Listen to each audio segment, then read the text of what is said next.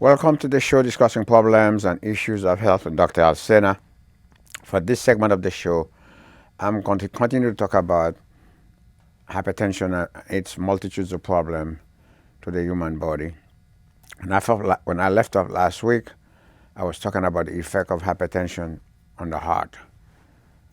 In this segment, I'm going to wrap that up, but before I do so, I want to again give you an overview that hypertension, 1.5 billion people in the world suffer from hypertension. In this country, 103 million people suffer from hypertension.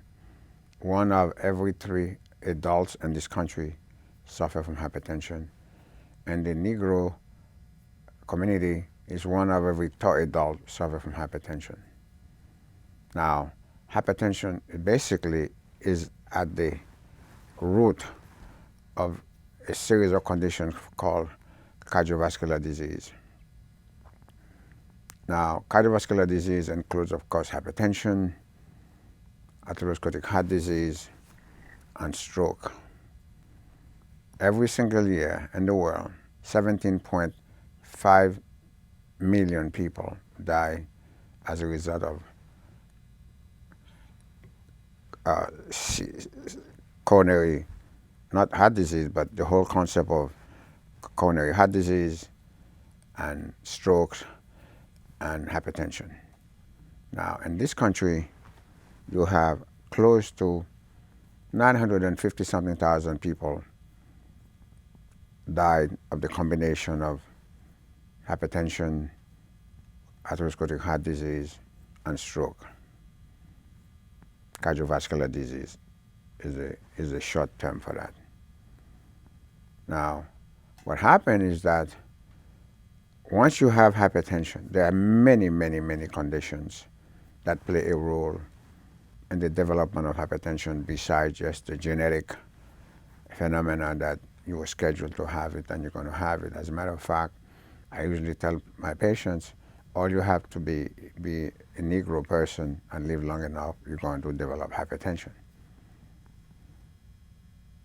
Well, what happened is that the different things that may be associated, of course, with hypertension. Number one is the genetic predisposition, diet, i.e. the salt in the diet, the simple carbohydrate in the diet, these things that can lead to obesity, which is in this country an epidemic.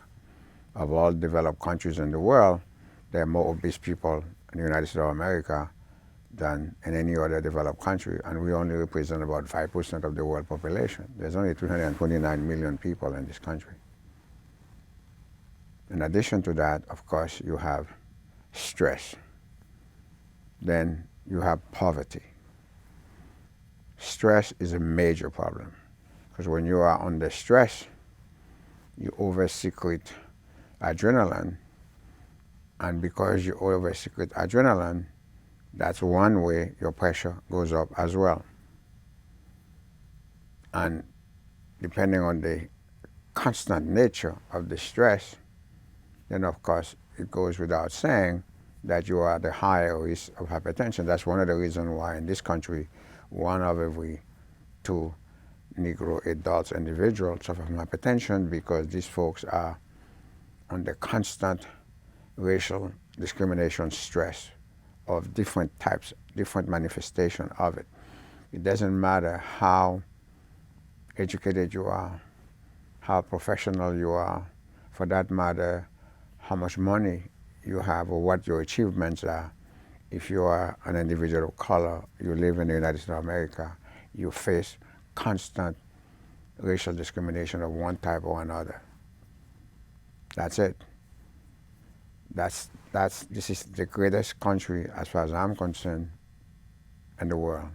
But the DNA of it is this intense, constant, non-stop racial discrimination. As soon as people hit the airport, wherever country they're coming from, as soon as they hit the airport, no matter what the mentality or where they're coming from, once they come here, automatically, if they're not an individual, a person of color, they know automatically in order to survive to have a better social advantage, political advantage, they must join the racial discrimination syndrome that exists here. And that's it. Otherwise, they're going to be outcasts. So they come here to get better, for a better life. Well, that's what they're going to do in order to achieve that goal. I know it's a broad statement, but that's unfortunately the majority. That's what they do. Those who don't, they're a rare minority. I know because I'm a person of color, I'm a Negro, and I know how much I've done for this country, how much I've done for this world, how much this country has done for me, and yet 24/7. As a matter of fact, I dare say I practice medicine in this beautiful place called the County of Westchester, and you would have to look very hard to find another physician that suffers from racial discrimination more than I do, for doing absolutely nothing, for being who I am, what I am. That's all that was necessary. So that's stress. And then, of course, talk about poverty.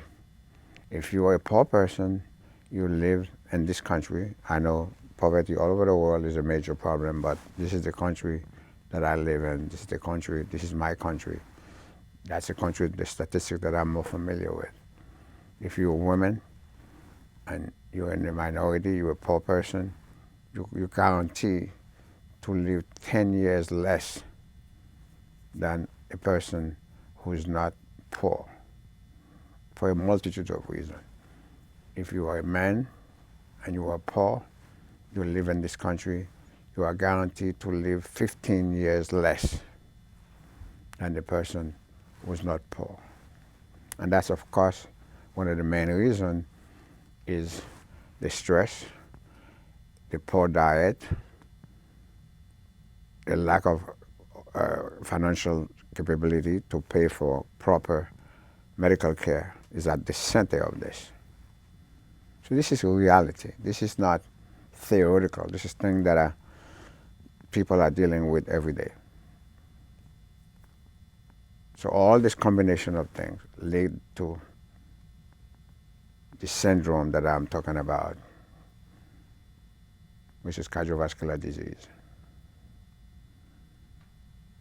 And that is why it is one of the leading causes of death in the world, and it's one of the leading causes of death in this country. Close to 1 million people every year, 950-something thousand plus, died of a component of cardiovascular disease every year. As a matter of fact, about half of the adult population in this country suffer from one component or another of the cardiovascular disease that I just talked about every day. More than half, or close to half, of the adult population in this country suffer from that. But at the center of it is a disease called hypertension, which is the easiest disease to diagnose, the easiest disease to treat once you understand the disease, once you take the time to know how best to treat it. Which then lead me to another organ that is constantly being affected by hypertension that leads to a lot of problems, namely the kidney. The kidney is a fantastic organ. The kidney is not just there to excrete urine. Many, many substances that are necessary to maintain good health are in fact produced by the kidney. The kidney is just not an organ that receives the garbage that's in the urine and urine it out. It does that too. But in addition to that, serious medical stuff that we need to remain healthy is produced by the kidney. In addition to that, serious medical problem that we have to treat, we can't treat them properly if we don't go through the kidney to do so. How about that? You say then, how do you go from hypertension to kidney damages? Well, I'll go through it again.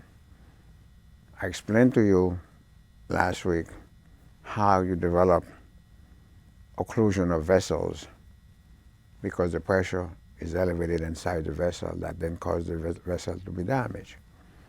Well, we were all born with a specific quantity of a substance that is located in the kidney called the glomeruli. The glomeruli are really the substance that allow the kidney to function.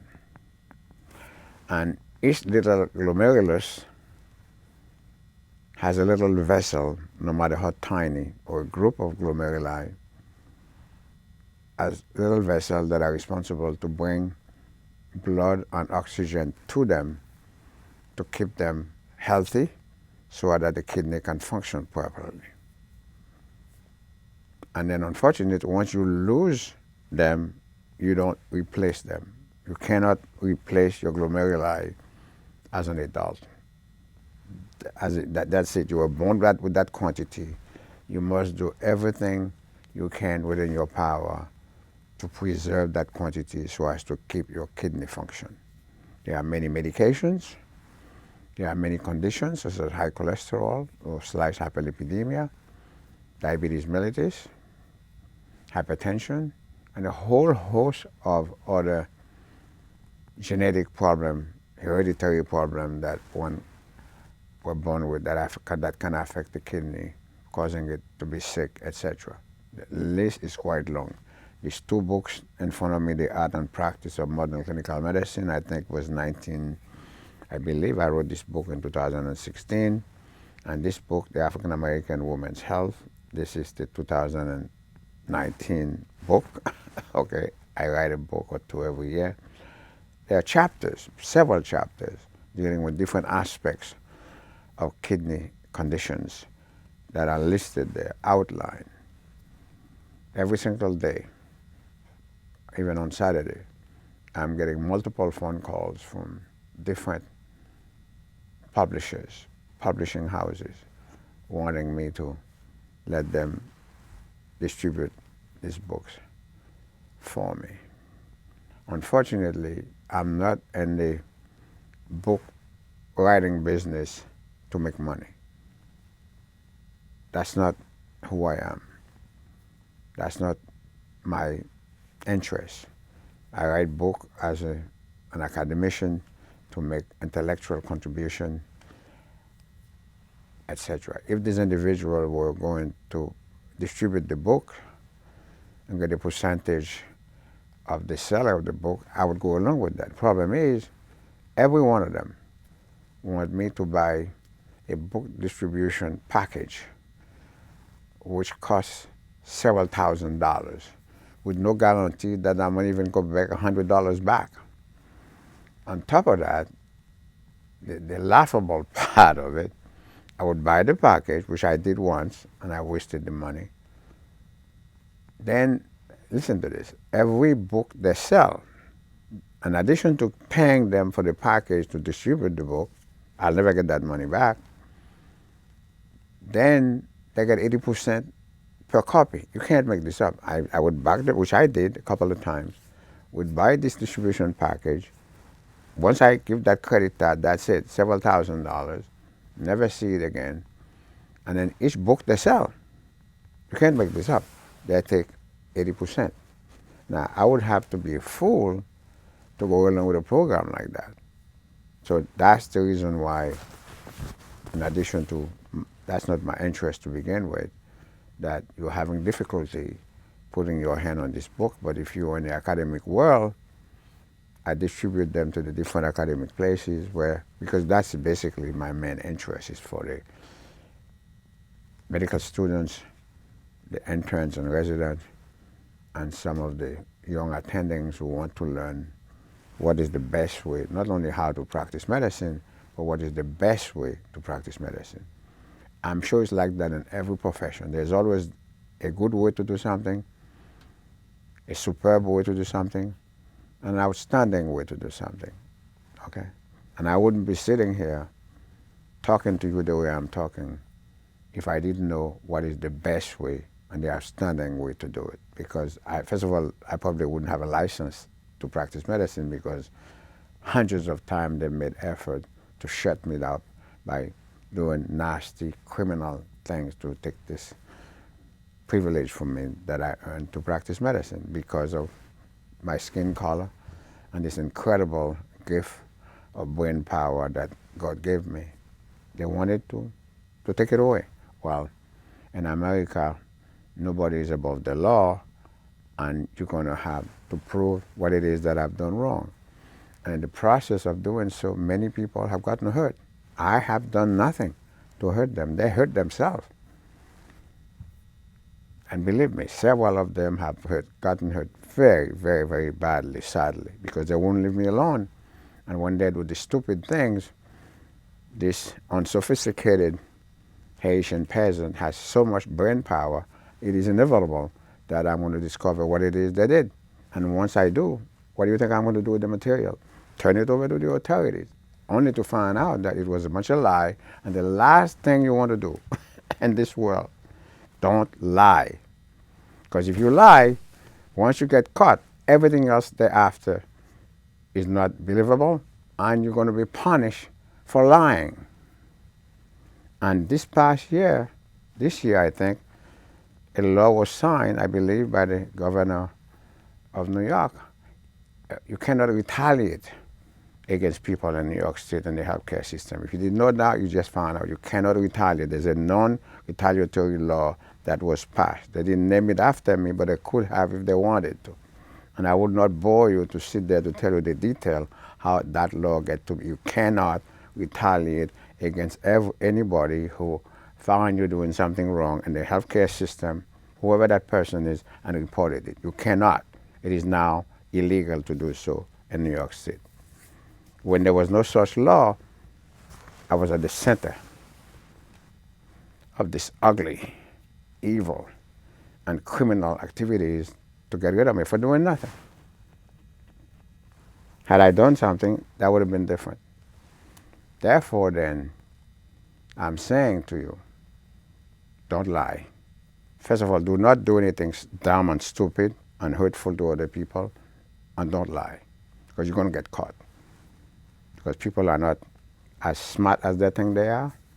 They're not as intelligent as they think they are. They have power, yes, they have money, but power is not necessarily the same thing as intellectual brilliance. Okay, you can't buy intellectual brilliance. You either were born with it, you develop it, or you don't have it. And a lot of these folks who don't all this, they're just simply a bunch of damn fools who are privileged in other ways. Therefore, the kidney then is a crucial organ as it relates to cardiovascular disease, because even though it's not part of it, but it's affected by it, because if you have heart disease, the heart disease can affect your kidney. If you have hypertension, hypertension definitely will ultimately wind up with your kidney failing if you don't treat the hypertension. You say, well, how so? Well, those tiny little glomeruli have to get the blood flow so that they can get the oxygen, so that they can remain healthy to keep the kidney healthy. There are many, many things that can cause the kidney to be unhealthy. I'm talking about blood flow. So once the pressure becomes elevated inside the tiniest little vessel,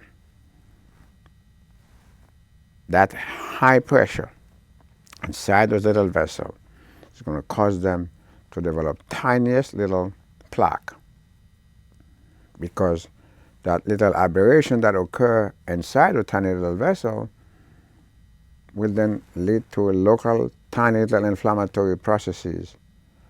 Those processes, once they're inflammatory in nature, the ultimate end result is the formation of plaque. Once the plaque develops inside a tiny little vessel, whose job it is to carry blood to that part of the kidney to feed the glomeruli, that cannot occur properly. The glomeruli begin to die out. Here's the danger. You're minding your own business. Your kidney function looks pretty good. We do the blood test, it looks pretty good. But you're losing glomeruli, you don't know anything about it because there's no pain involved. There's no pain involved. We have ways we could tell if we do some specific test for the kidney, but we don't do these things routinely on everybody. Doesn't make clinical sense unless we begin to see some abnormality begin to develop in the kidney function test. So it's like the blood urine nitrogen in particular, and the creatinine. Then we become a little suspicious. Something must be going on. And that something could be any number of things, hundreds of different things. Because when you're losing those glomeruli, there's no pain, but they're dying out. You're dropping off glomeruli. You have billions of them, but they're dying, you don't know. You have no pain. Until one day, something happened, you wind up with a little infection of the kidney. Or one day, something happened, you lose your blood pressure because you get into an accident, you get an infection, you went into shock transiently, who knows, or you become severely dehydrated for whatever reason. There are many reasons that people become dehydrated. Suddenly, you would have expected that little abnormality to be transient. It doesn't happen. And suddenly your kidney function out of the blue becomes abnormal, and you do all the usual things, they don't get better. Yeah, they don't get better. That's when the red flag rises, oh my goodness, something was wrong with the kidney.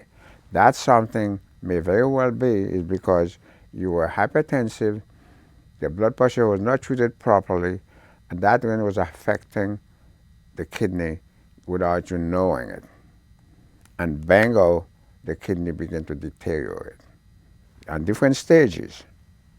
And you do all the usual fancy stuff we do to try to see if we could bring that back. It didn't work out. So you call your nephrologist. He or she comes in, did all this incredible amount of tests that these people are very good at. They know what to do. Aha, now you have renal insufficiency.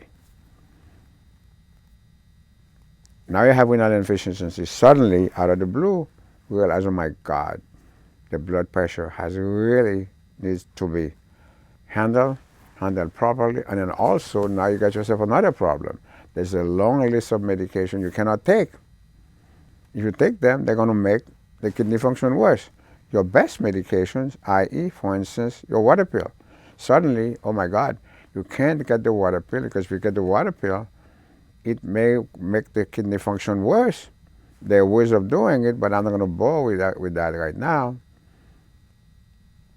And now you're stuck.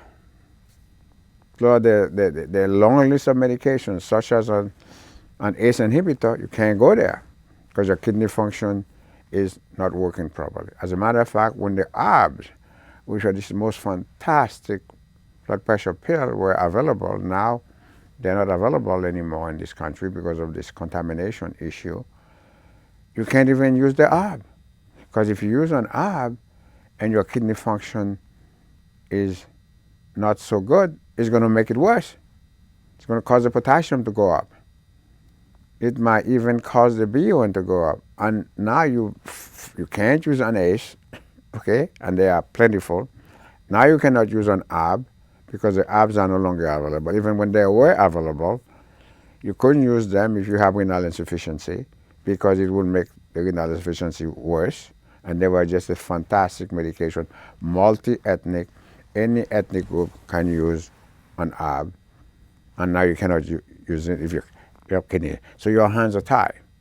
Now you're left with some calcium channel blockers, a little bit of twist and turn, a little bit of alpha blocker, all sorts of fancy things that you have to know what to do, like cut here, paste there to try to bring the kidney down. You're forced now to use, nitropase or nitroglycerin type thing, all sorts of other things to try to bring the pressure, all sorts of stuff that we know how to do to bring the pressure down. It's not easy. And you really have to be very smartly up to date to know how to navigate through how to treat somebody with hypertension whose kidney function is now deteriorating. It is very difficult. And all that could have been avoided if, number one, the patient goes to the doctor. Can't blame the doctor, the patient doesn't come. And when he or she did go to the doctor, he or she got the appropriate care. That's crucial. And that's very important. First, you have to go. If you don't go, you can't blame the doctor. The doctor does not have the right to just grab you in the street and start treating you. You have to sign document giving us permission to treat you. This is a very serious business. And then when we do, then we have to then give you the proper medication, and then you have to adhere to it. Can't blame the doctor if you're not adhering to the information, to the treatment he or she is prescribing for you. Taking all that in the real world, living that we're not really living in this beautiful world the way we think it is, then you got your problem. And there are many, many, many diseases having nothing to do with hypertension that can damage the kidney. In this country, 9% of individuals suffer from sickle cell disease to one degree or another. Well, you can't have sickle cell disease, don't ultimately wind up with kidney disease. How about that? So all these people, okay? And all of them are in the minority/people of color group. They already have this predisposition to hypertension, and now they got sickle cell disease they were born with. On top of that, now you got to be sitting down to hear this one. 90 to 95% of all individuals of color have low vitamin D. You say, but Val, how do you go from low vitamin D to hypertension? Are you ready for this? Okay. Academic medicine teaches you the big difference that if you have low vitamin D, you have to listen to this. 90 to 95% of all individuals whose skins are dark, no matter what they think of themselves, have low vitamin D. Low vitamin D, my friend, causes overactivation of the renin-angiotensin-aldosterone system. How about that? So now you just found out now, one of every 2 adult Negro individuals have low hypertension, have hypertension, and 95% of these folks have low vitamin. They don't even know anything about it. In fact, most people don't even test them for it. How about that? So how are you going to treat the blood pressure? You're running all over the place, can't figure out how to treat it. It's not responding. Something as simple as testing the vitamin D, my friend, would realize that if you have low vitamin D, if you didn't know that, you just learned it, that causes the overactivation of the same system you're trying to block to bring the pressure down. Come on. I mean, do you have to be a genius to figure that out? I just finished telling you, not only that 90 to 95% of these people have low vitamin D, 75% of them have lactose intolerance, myself included. And if you have lactose intolerance, you cannot eat or drink the thing that have the most vitamin D in them. How about that? Which is milk, ice cream that has milk, cheese and all that stuff. Listen, I'm stopping here. Until I see you again, this is Dr. Alcena saying so long and bye-bye.